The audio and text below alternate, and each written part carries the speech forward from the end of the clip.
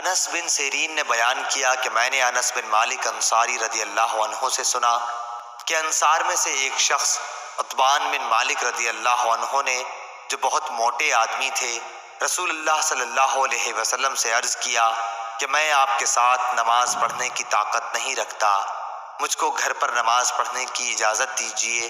تو انہوں نے اپنے گھر نبی کریم صلی اللہ علیہ وسلم کے لیے کھانا پکوایا اور آپ صلی اللہ علیہ وسلم کو اپنے گھر بلایا، اور ایک چٹائی کے کنارے کو آپ صلی اللہ علیہ وسلم کے لیے پانی سے صاف کیا۔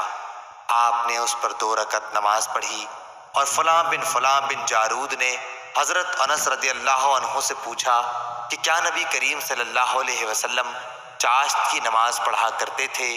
تو آپ نے فرمایا کہ میں نے اس روز کے سوا آپ کو کبھی یہ نماز پڑھتے نہیں دیکھا۔